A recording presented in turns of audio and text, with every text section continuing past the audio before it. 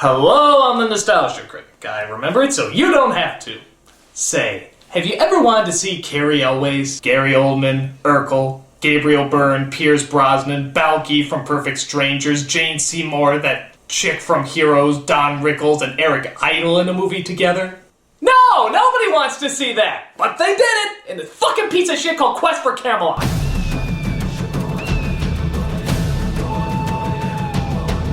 Back in the mid-90s, when animation studios were trying to take down Disney by doing exactly what they did, Warner Brothers gave us Quest for Camelot. This cheap, uninventive knockoff of the Disney style is so bland and so impassionate that you'd swear the steel they're fighting with would make much better characters.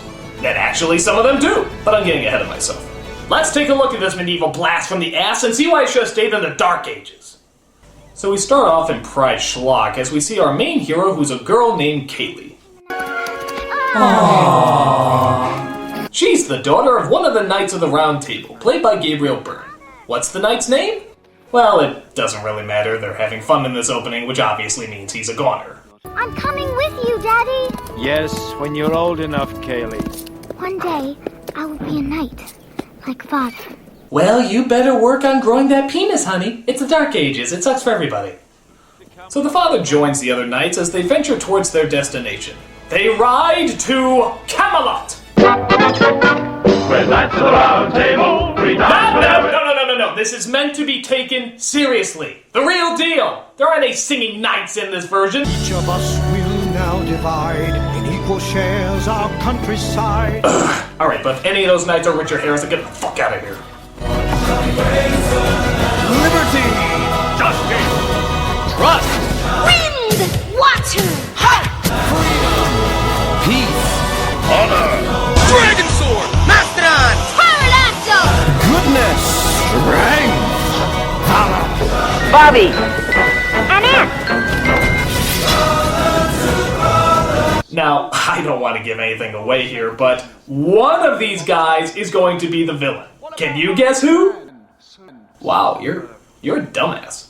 Actually, it's this guy, and his name is Ruber. And wouldn't you know it, he's played by Gary Oldman, who played another obvious bad guy that everybody trusted as Dr. Smith in Lost in Space, which oddly enough came out the exact same year this movie did. Come on, Gary Oldman, you're a great actor. Why were you choosing these obvious villain roles at the time? I mean, there's just nothing subtle about them. Did somebody question my subtle acting? Oh, come on, Dr. Smith, you're about as subtle as a fucking train wreck. On a boat. Oh, come now. There are several differences between me and that Ruber fellow. For example, I want to seize power and control through a legion of spiders. But that Ruber guy wants to seize power and control too. But not with spiders. Oh, for God's sake. You know what you need to do, Dr. Smith? Does it involve spiders? No, you need to be diabolical. Actually fool people into thinking you're a kind, gentle, caring person. You think you can do that? I think the boat sort of sailed on that one. Alright, well don't bother me anymore. I got a review to do. Wait, there's one more important thing. It's imperative that you must know. What? What? Spiders. You're doomed. So Ruber goes mad with power and tries to take Arthur's sword and throne. The other knights stop him, but Kaylee's father is killed in the process. Big, blippin' surprise. They bury him at his home as Kaylee tries to adjust to not having a father anymore. If you were with me now, What, you squeeze that horse's mane, you get a song? find myself, baby. Cut to years later as Kaylee is grown up into Hi, Belle from Beauty and the Beast. Fancy your image being shamefully ripped off here. I mean, my God, they're not even trying. It's Belle. It's fucking Belle. Look, just change the outfits around a bit here and yeah, it's Belle. It's fucking Belle. Okay, maybe I'm being too critical. I mean, maybe she just looks like her. It's not like they both run through the fields with their arms open, feeding animals on a farm, or sing a song about wanting more out of life and being stuck in an environment that doesn't welcome her free spirit. Oh wait, yes I fucking do! So while she still dreams about being a knight, King Arthur and his round table talk about how nothing horrible is going wrong just before something horrible goes wrong. A griffin comes and steals Excalibur, but suddenly loses it in a valley of thorns. What are those things? Are those monsters? Are those magic beings? What? Explain, movie! What? Nothing? Nothing at all? Okay, we'll just ignore that giant elephant in the room a while longer. So the knights send out the word about Excalibur's theft.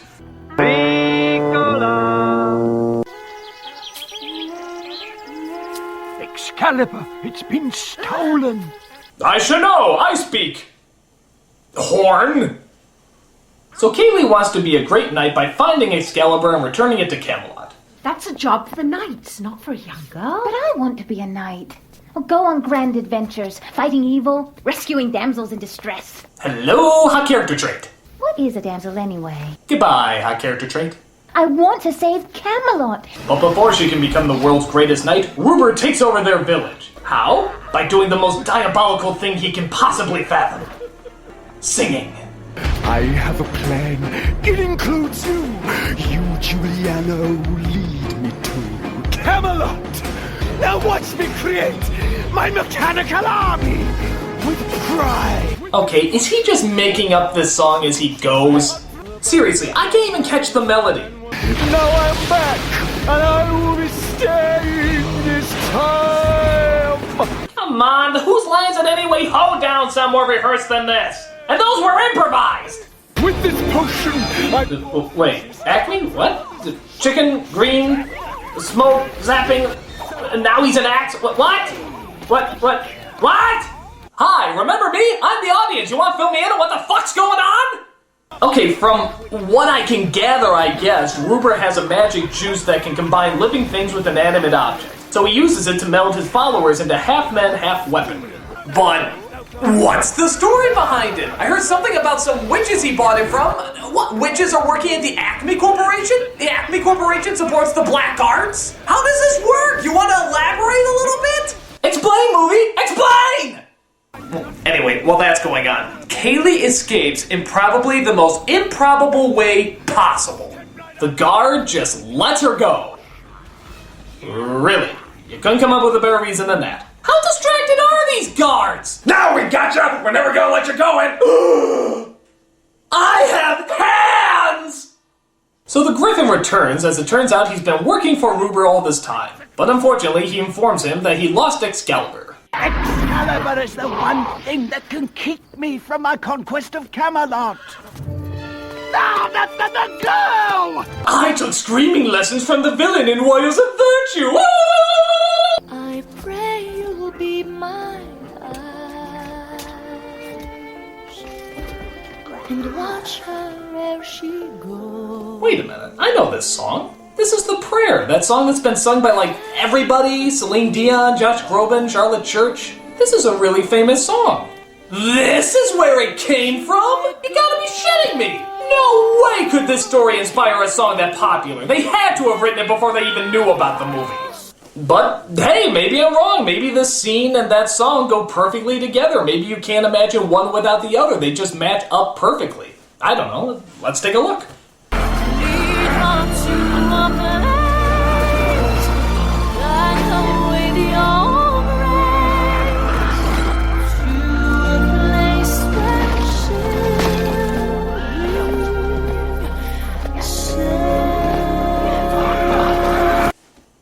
Unbelievable! Not even close! I have never seen a song so poorly matched up. You got monsters with weapons for hands, a young woman fleeing in fear, a chase scene into a creepy forest, and a chicken who's a fucking axe! Are those really the images that come to your mind when you hear this song? If so, then you are fucked! I mean, this song simply doesn't go in an action scene. How would you like it if in Sin City they started playing this song over the really intense moments? Lead us to a place, guide us with your grace, to a place where we'll be safe. So she enters the Forbidden Forest where the henchmen are not far behind. I'm still going to be the world's greatest knight. That's why I'm running away from danger that's closing in behind me. But I'm doing it very bravely. But But she's saved by a hermit named Garrett, played by Carrie Elways, a blind man who quite frankly makes Daredevil's moves look like a 5-year-old gymnast.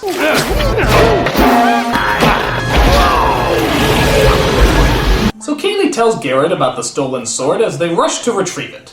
Right. We're going after it. Great! Not you. Me and Aiden. We work alone. Yes, in medieval times, even a blind man has more credibility to go into danger than a woman does. It pays to have balls. Well, I see no reason why I can't come along. I know the sound. Ah! Whose voice is that? Carrie Elways suddenly transformed into Clay Aiken. Like every tree stands on its own. Reaching Wait, how can the plants move? What? The leaves are flying? What is this? This is Camelot, not fucking Fern Golly! How the fuck are they able to do this?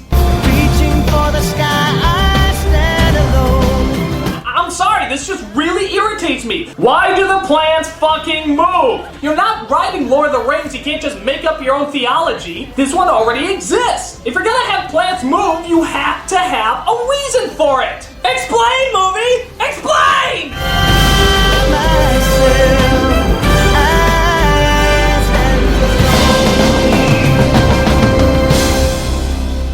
I just need your help this once. All right.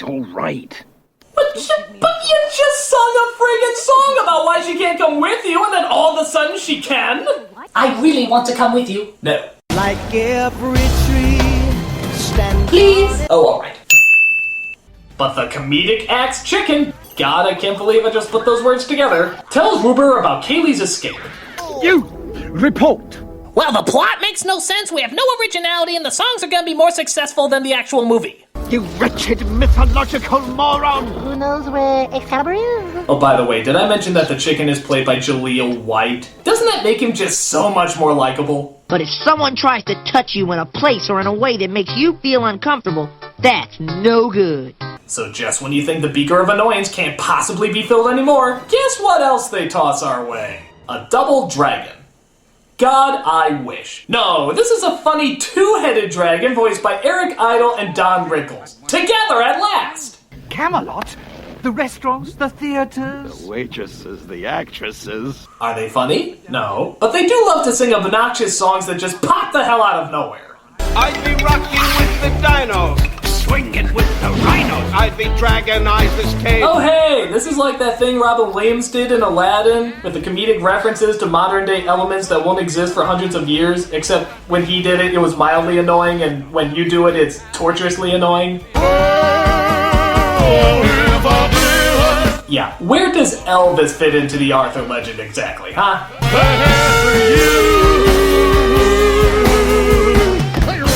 Thank you. Devin is left the building. You never sung before, have you? Come on, Garrett. You don't need him, honey. So, what? We're just gonna move forward like nothing happened? Those two dragons just sung a 3-minute song and you're not even going to acknowledge it? These songs have no purpose! They're like drive-by musicals! If you want to have singing, fine, but make sure they have a point! Or are, fucking entertaining! How about holding your breath? So Ruber catches up with our heroes and attacks them. Get down! But they all escape as Kaylee gets Garrett somewhere safe to mend his wounds. I'm sorry. Look at the sky. Oh, shut up! Does everybody have to sing in this movie? Look at him. It actually looks like it's hurting as he sings. Why would you sing if you're in pain? Are you afraid a talent scout's gonna drop by on your deathbed? I hear your heartbeat just go for miles, and suddenly I know why. Wait. No, you can't get away with that movie. You need some explanation. How did a leaf evaporate into his skin and just magically cure him? No, that does not happen, movie. That just does not happen. Unless you, explain! So after the healing touch of leaves, they make it to the cave where Excalibur is. And it turns out it's being held by a rock biter. A rock fighter? A rock biter. For God's sakes, you're not even trying. First you rip off Belle, and now you gotta rip off the Rockbiter from Neverending Story. This is just painful. Rockbiter, what were you thinking? It looked like a good, strong script, didn't it? The bad guys enter as well, but luckily our heroes get Excalibur before they can touch it.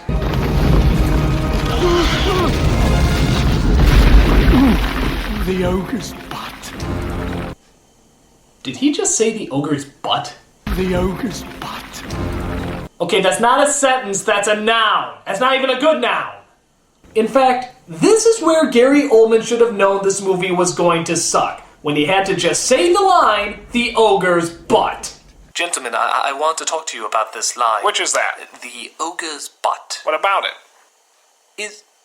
Is that it? Simply the ogre's butt? Yeah, it's an ogre's butt. What's wrong with an ogre's butt? Oh, nothing. I have nothing against the ogre's butt. I'm sure the ogre's butt is lovely. However, there doesn't seem to be any reason for the ogre's butt. How about perhaps a verb or predicate clause like look out for the ogre's butt, or oh no, we are under the ogre's butt, or, if you'll permit me, woe is me and all others who are trapped under ogre's butt. Yeah, ogre's butt is in plural. Duly noted, but at least that one came with a conjunction. Grammatically speaking, I think that makes the ogre's butt much more palatable. Look, just stick to the script. But I ask you, how does it make any sense? I'm a Shakespearean-trained actor. Hey, weren't you that spider in Lost in Space? Ogre's butt it is. Get to work, puppet. So our heroes get out and finally make it home. Camelot. It's only a model. Oh, Gary. But just as they're about to hand in the sword together... You deliver it. I don't belong in that world. What do you mean you don't belong? You're incredible! You see better than how most people can see! In fact, are you even blind? Come on, Aiden. Like every tree. No! This makes no sense. You don't belong in a world with cozy houses, comfy beds, and guaranteed security, but you do belong in a world of killer plants, giant monsters, and dragons that can fucking eat you. Hello, you're not hard of hearing, just listen to a good opportunity and take advantage of it. You moron!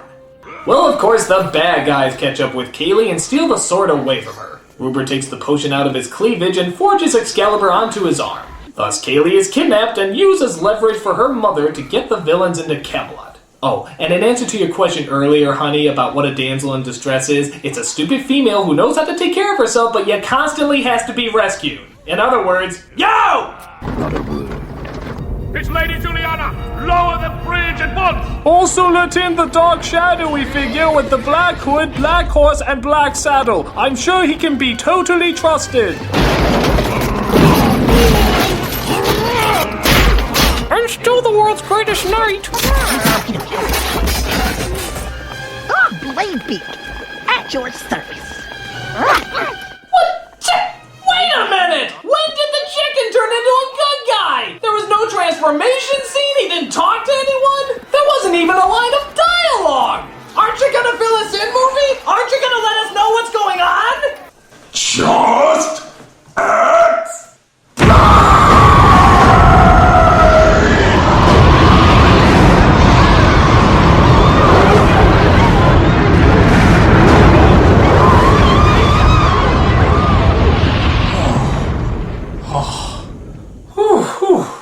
Oh.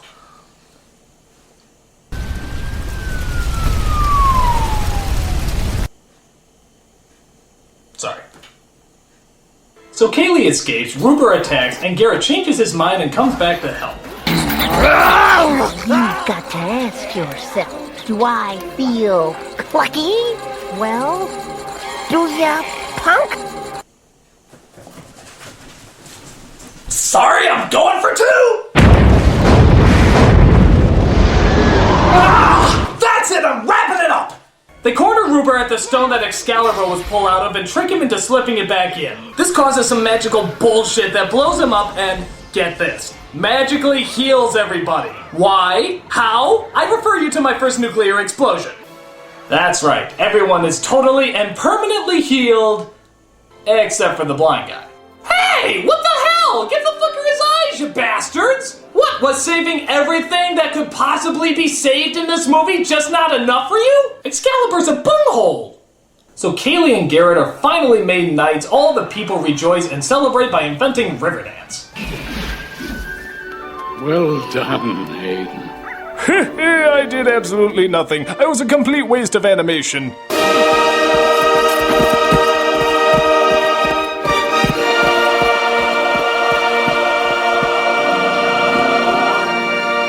On second thoughts, let's not go to Camelot. It is a silly place. Right. Yeah, I think Arthur summed it up there. Quest for Camelot. A medieval times restaurant has more dignity than this piece of shit. The characters are rip-offs, the story has no connection to the Arthur legend, and, oh yeah, there's a bajillion things that are never explained. In fact, I want an answer. I want an answer right now. And not only do I want an answer, I want answered as the most innocent, perfect being that I can think of, Mary Poppins. That's right. Mary Poppins is going to be my representation of this movie. So tell me, Mary Poppins, how do you explain this bullshit that we just witnessed? First of all, I would like to make one thing quite clear. Huh? I never explain anything. Fuck you, bitch! Oh my god! Oh my god, I just killed Mary Poppins! I just killed my first childhood icon! Good lord, that's what this movie has done to me! Oh, Mary Poppins, I'm so sorry! Mary Poppins! Bird! Oh no, I killed Bird too! Okay, I gotta get out of here before I start killing any more innocent Disney characters! I'm the Nostalgia Critic, I remember it, so you don't have to! Hi, Mr. Nostalgia Critic. Oh, Mickey! Oh no! I'm sorry! Quest for Camelot made me do it! I understand. No!